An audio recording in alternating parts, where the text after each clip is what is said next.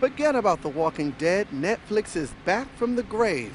Profits have either risen or steadied for the past 4 quarters, bouncing back from losing money a year ago. Revenues topped the $1 billion mark for the first time in company history. More importantly, net new U.S. subscribers hit 2.03 million, which was ahead of estimates, and total subscribers were at the high end of targets, which means more of Netflix's existing customers stayed on than predicted. But Michael Pachter of Wedbush Securities not buying into the rebirth storyline. He says original content like House of Cards is likely stealing from future subscriber growth.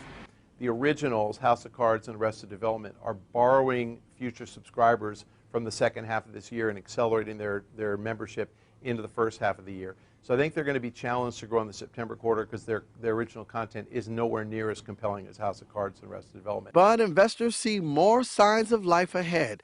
The stock surged at least 20% in the minutes after the earnings release and is up 224% from the closing low set back in the fall of 2012, when the company was basically left for dead by a series of missteps and customer uproar. The recovery, however, still has a ways to go, with the stock down over 40% from its all-time high. I think that investors have been lulled into a sense of false trust that Netflix knows what it's doing and that it can pull a fast one on the content owners. That is just not true. The content guys are keenly aware of how much money Netflix makes. They're not going to allow Netflix to extract economic rent from their content. It's just not going to happen.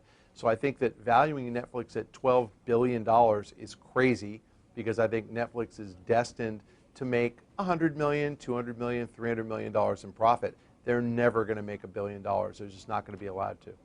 And connected with that, as more competitors like Amazon Prime, Redbox, and others come online, they push content costs up, and that will hurt Netflix's bottom line.